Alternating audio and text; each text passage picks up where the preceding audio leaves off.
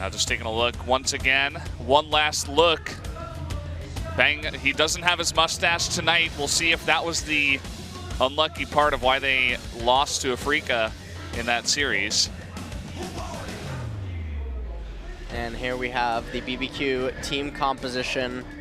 Again, heavy reliance on early game acceleration and ability to translate that into a monstrous lead in the mid game.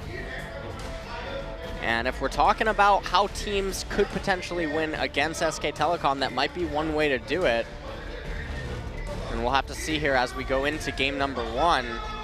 Yep, so guys, let's jump into game number 1 right now of SKT versus BBQ.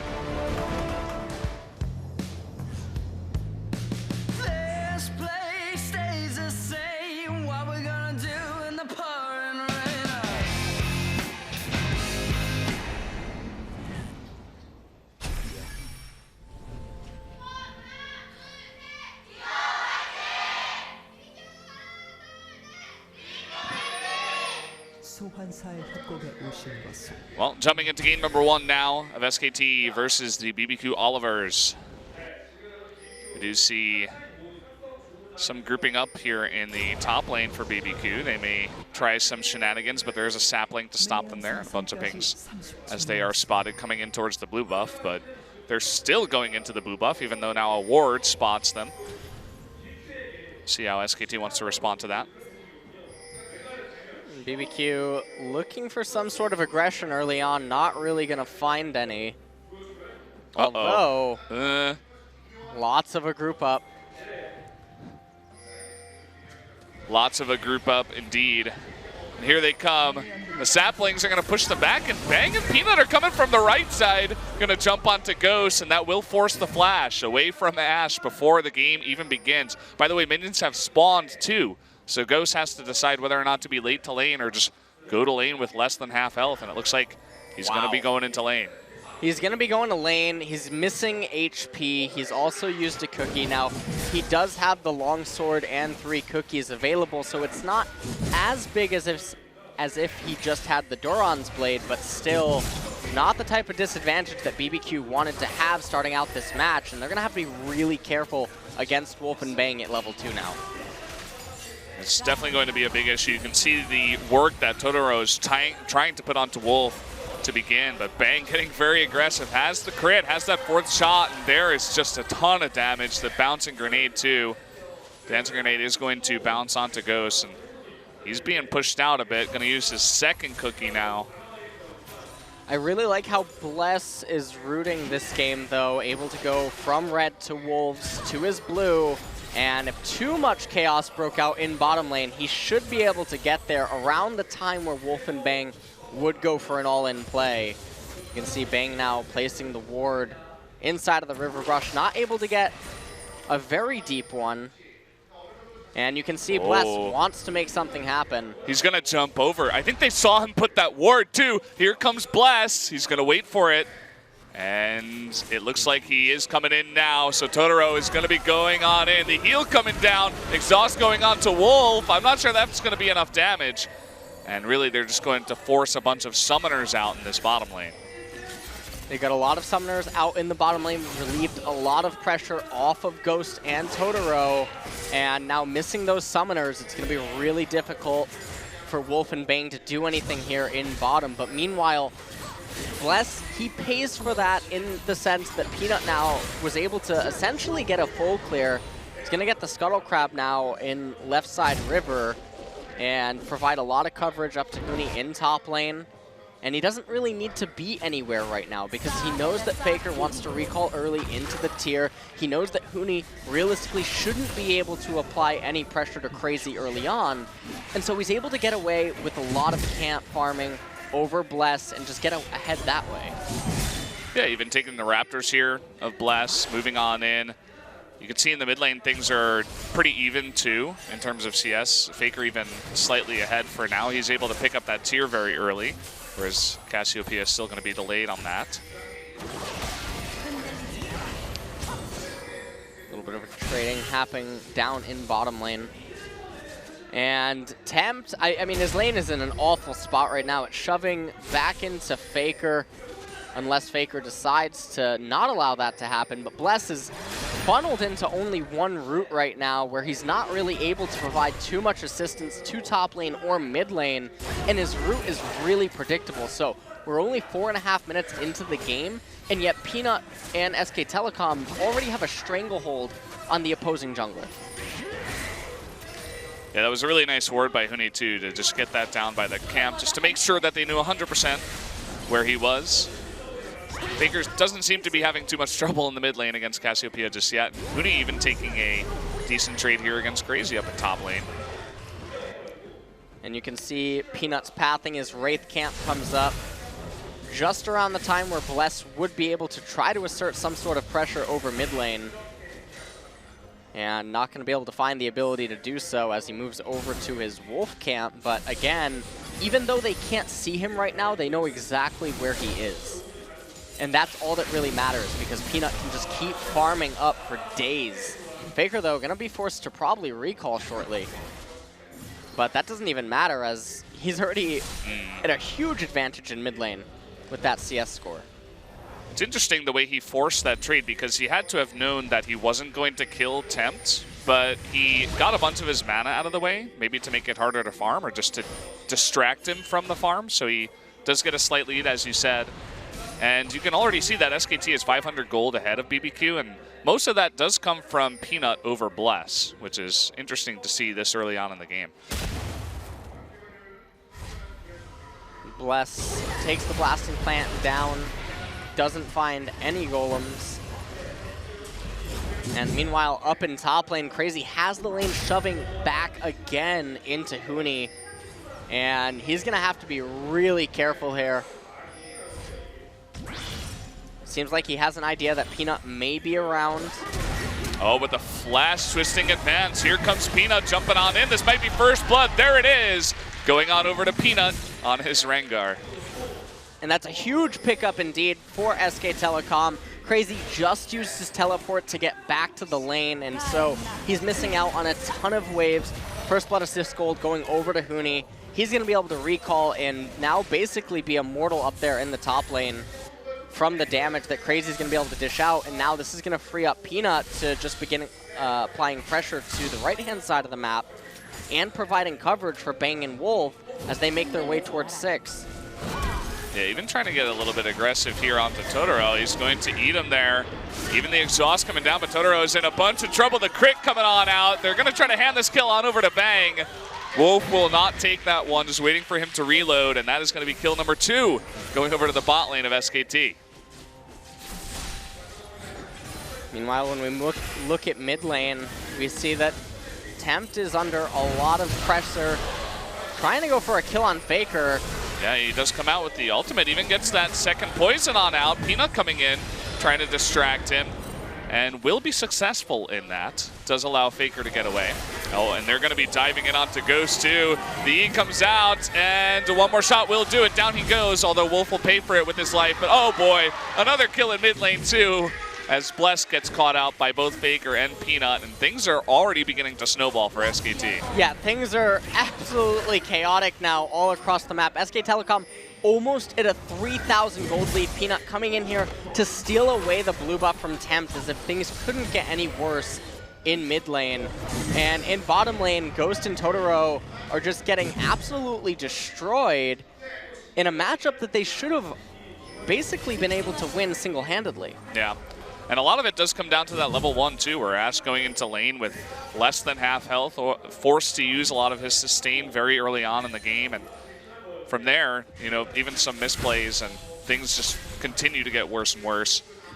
And this is kind of what I expected out of SKT. After losing a match like that to Afrika, they come in against a weaker team in BBQ, and they just, I think they're just going to roll them, because you have to imagine that they were not very happy with losing 0-2 against Afrika. Not very happy indeed. Bang taking a little bit of a trade there. Peanut coming down, has the ultimate available to him. And And he is coming on in. The curtain call will be launched here by Bang, and jumping on in Faker, or rather is coming in as well with that teleport. Going to save Peanut's life. Wolf tanking that turret. A couple more hits will do it. Oh, he's so low, and he takes down to the red that Faker has from Bless earlier on, no doubt. On the other side of the map, it looks like Huni will get away just fine, and once again, things are just getting even more out of hand. Things are getting absolutely out of hand, Brendan, and I think I know why there was no BBQ chicken at the studio today. Yeah, they didn't have the BBQ SKT chicken to cheer him up. They didn't even bother. BBQ here. And Bless gonna take away the blue buff, but it doesn't matter because the First Blood turret going down in bottom lane frees up Bang and Wolf now, and Crazy and Tempt are gonna have to potentially answer to the rotations that SKTelecom have available. So in the replay, you can see that Peanut goes in initially because they know that Wolf can then just pick him up with the Devour. When Faker arrives with his ultimate, Wolf still has his gray health available to him.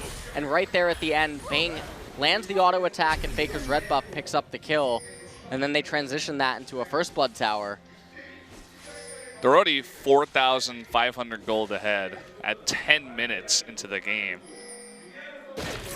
So, well, here we go. Coming on in, Tom Kench and Peanuts jumping onto Ghost. One more hit will do it. Exhaust does not matter. Peanuts already 3-0-2 and will make quick work of anything in his path. So they knew that they could get that kill there using the brush play. Peanut had the flash available to him, so even if the Abyssal Voyage was a little bit misplaced, Ghost and Totoro still couldn't get away. Nicely done by Faker to dodge the ultimate there of Cassiopeia, making it look easy.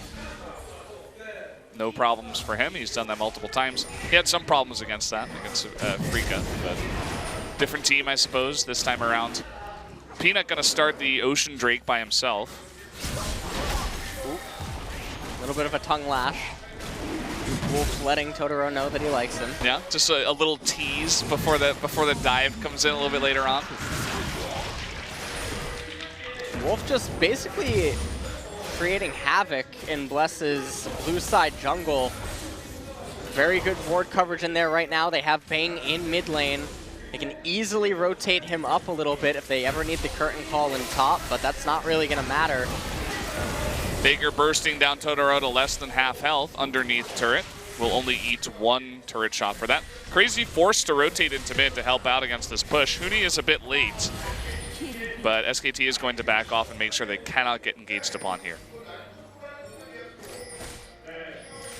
SKTelecom basically has the luxury of either resetting right now or going for a very hard engagement. As Crazy and Ghost, they're not getting any resources right now. And BBQ being forced to defend their tier 1 mid turret at this stage of the game is absolutely horrific. Some wards going down at this red. It looks like BBQ wants to stop them from taking it. Not sure if they really can. In fact, Bless will get engaged upon here. The twisting advance. Huni does have to be careful, though. Curtain call coming in on the side. Bang should be able to finish him off. No, just barely not. Totoro will get away with his life. And Huni is forced to back off at the same time.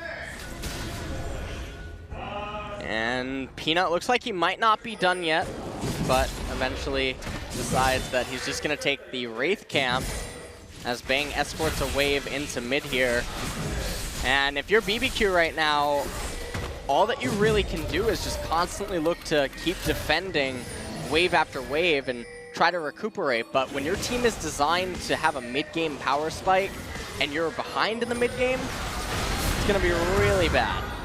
Well, Faker gets caught out taking the blue, and it does get smited away, but Peanut, he wants to have some words about that. He will take it back, but everybody from BBQ is over here, and Peanut is in a big amount of danger. Can he get away? It doesn't look like it. Ash going to pick up the kill. Faker's going to be forced to even flash the wall to get away. Meanwhile, the mid turret did go down, though. Top in a bit of trouble as well. And as BBQ is chasing the kills, they're losing macro all over the map. Huni gonna be able to get this top tier 1 turret, and the mid turret went down as well. So when we're taking a look at this replay, Faker positioned himself in a way that let him get a little bit caught out and chunked. Peanut was able to arrive and follow up onto Bless, but SKTelecom at this point going a little too far forward here. Quite unnecessary. Peanut ends up going down right there, but it doesn't matter that much because they were able to pick up ground elsewhere on the map. Yeah, the only thing that's slightly, that will slightly make SKT unhappy is giving the streak on over to Ghost on that Ash, so getting him a nice amount of farm, plus double buff. If they can fight with that, wouldn't be so bad. Faker looking to make a play here onto Crazy in the top lane. He has no idea this is coming. Now he's seen him as Faker pokes his head out. Going to use that Ghost. Fails to dodge the second missile, and a ton of damage coming out here from Crazy, but Crazy is going to be overwhelmed by 3 members of SKT. Loses his life. Crazy loses his life indeed. Meanwhile, Huni in bottom lane. look at all of BBQ. No response as BBQ in mid basically just grouped up, and it honestly looks like they don't know what to do right now. Over a 7,000 gold lead at 15 minutes. This is, I think, one of the biggest that we've seen in LCK so far. SKTelecom gonna pick up that Rift Herald, put it onto Peanut to make his assassinations that much easier. And they're even sending Crazy back up to top lane rather than having him stay in bottom lane. And the reason that I question this play is mostly because top should be safer for Ghost at this stage of the game because of its proximity to the major objectives. Yeah, it seems like they're just confused across the board. I think when we see that picture of Crazy going down in top to 3 members of SKT and then the entirety of BBQ's team going up to top to try to help, but is, comically late, and Huni gets the bottom turret down to about half health. That's kind of the story of what's been going on so far in this game, and it's not a good one for BBQ fans. And Tempt trying to get some farm on himself up in top. It looks like they're putting Ghost in the mid lane, and Bless is trying to do what he can to farm whatever camps are coming up that are available to him. The next dragon of the game, which is coming up in 20 seconds, is another Water Drake. So SKTelecom probably just want to pick that up as fast as possible. See Peanut moving on to that side of the map. They want to get that off the field as quick as possible and try to spawn something more effective, whether it be an Infernal or a Mountain Drake. Both are pretty good at this point, and the Ocean Drake is, pretty lackluster for them for sure. So as you said, just want to get rid of this one. Looks like Huni's going to be in top while Faker pushes bot. Might try to start some kind of 1-3-1 here after the streak goes down. Let's see where SKT wants to head. Looks like first into the blue, maybe clear out some vision. And now this is the part where if you just keep banging in mid lane with Peanut and Wolf, you threaten the side lanes not only with On the Hunt and the Abyssal Voyage, but you coordinate a 1-3-1 split push that BBQ's team composition is not equipped to handle. And so when we were looking at it from a draft perspective, we knew that this could be a real possibility, that it was going to be possible for BBQ to have to come up with an answer to. And so far, we're seeing that they're incapable of doing so, mostly in part due to how far behind they did fall early on. You see Ash still not even on one item at this point. Still struggling. We're seeing a nice bit of trading here between Tempt and Faker. Faker seems totally fine to just stick around, not scared of that Cassiopeia at all. As still no big push in the mid lane, but there is a wave coming in now. Looks like they're more focusing on taking away all vision. You can see the blue side jungle now of BBQ is totally just out of vision. Bunch of pinks down, lots of warding going down for SKT.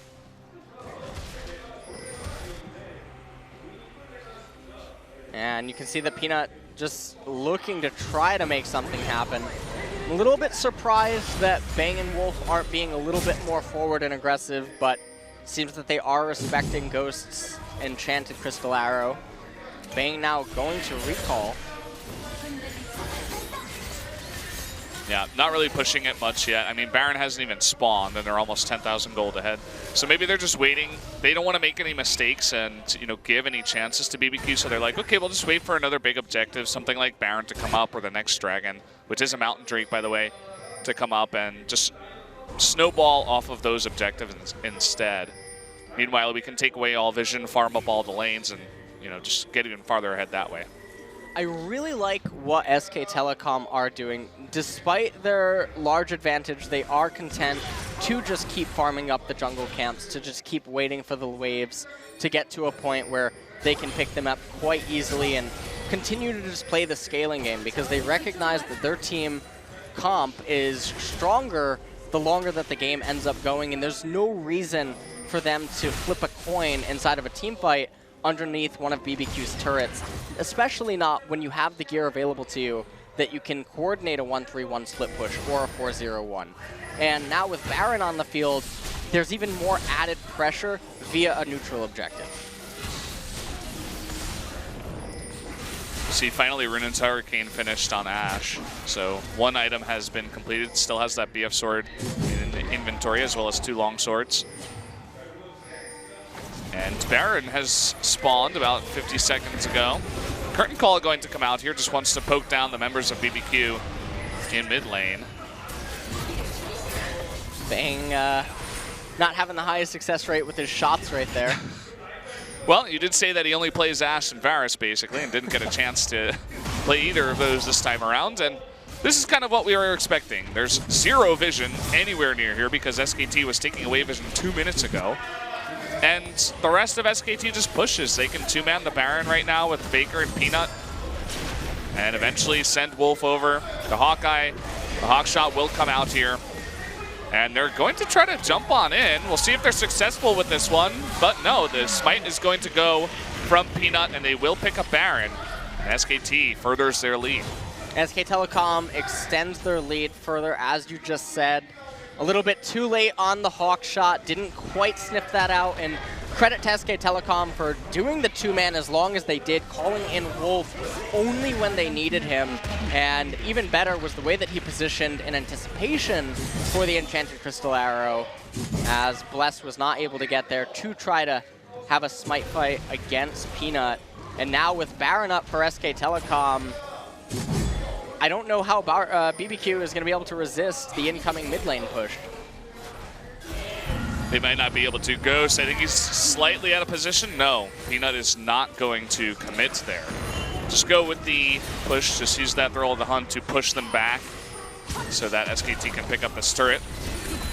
They're trying to, at least. You can see they don't have Huni and Faker, who are pushing 1 lane each in top and bottom, so they're going to do it slowly.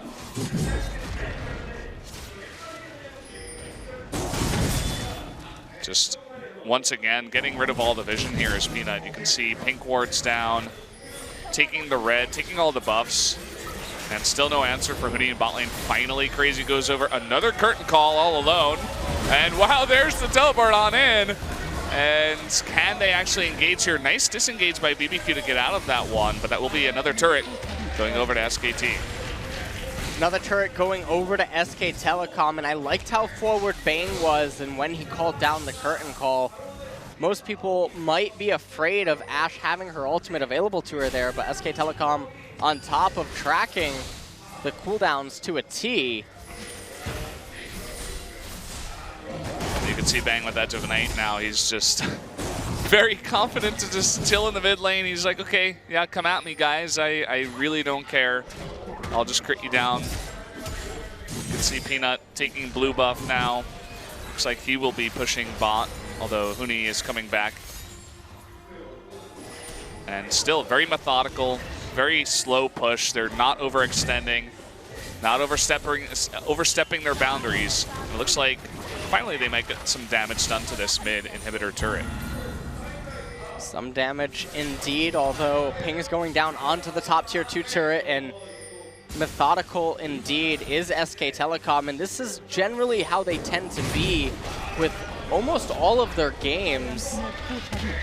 Just a slow and steady bleed of the opponents, not even setting any attention on the Mountain Drake yet, looking to maximize value from that Baron buff. It looks like they've got 3 turrets so far. There's only inhibitor turrets left over, as well as the Nexus ones, of course. And now with Baron about to go down, only about 20 seconds left on that. It looks like finally they'll make their way towards this Mountain Drake. going to pick up Mountain Drake. And after that, probably set their attention on bottom lane, given that they just came off of recalls. You can see a ping going down onto it now. Yeah, just wanting to group up here first. You can see the way that they maximize all of their farm too. They take literally everything in their path. Scuttle Crabs, Red Buff, Raptors. Faker's heading up to top. He'll begin to push that in. Looks like he's taking Scuttle Crab first.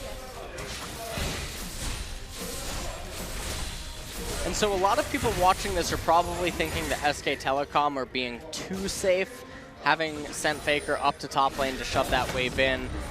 Most people are looking at this like they have 14,000 gold. They could just blow through or pulverize their opponents. But when you're playing at a tournament like this, there's absolutely no reason to take risks like that. And they can just continuously further establish their advantage in the game and make sure that if BBQ somehow were to win a team fight, they have absolutely nothing to work with.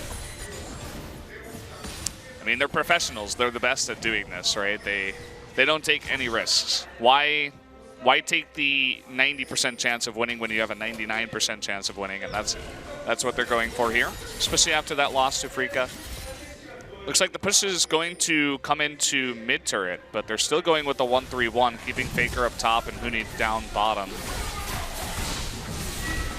And you said 14k gold. It's getting even wider. That's really the aim of what they're doing. You mentioned their very late game focused team composition, so they're like, okay, well, we're not in any rush.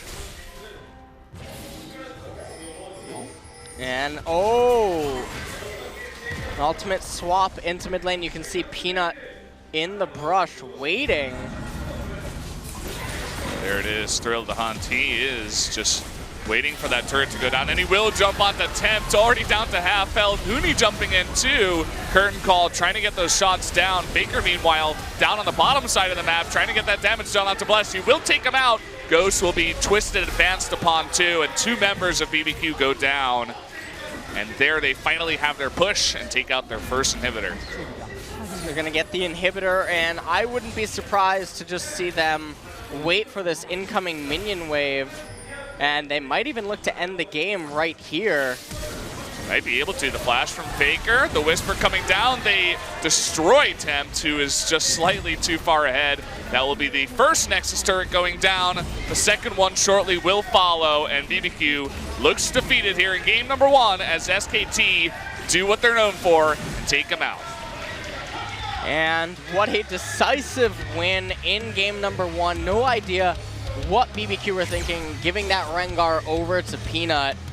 And SKTelecom basically dominated them in every single lane. And while Bless had a very nice gank early on, Ghost and Totoro weren't able to transition that well enough to establish a lead down there.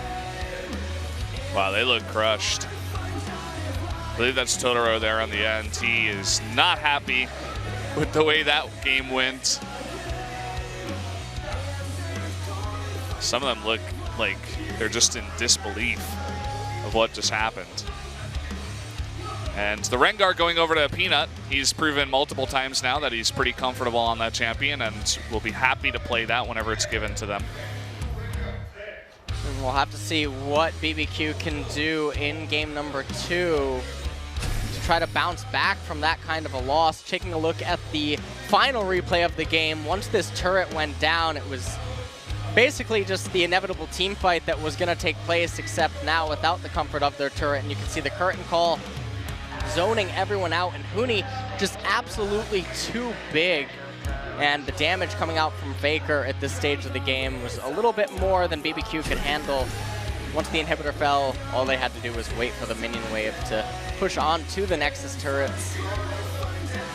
Tom Kench out of Wolf was pretty cool to see too. He was really controlling that bot lane after they got that very early lead. So guys, that was game number 1 of SKT versus BBQ. Join us for game number 2 after we jump to the analyst desk right now.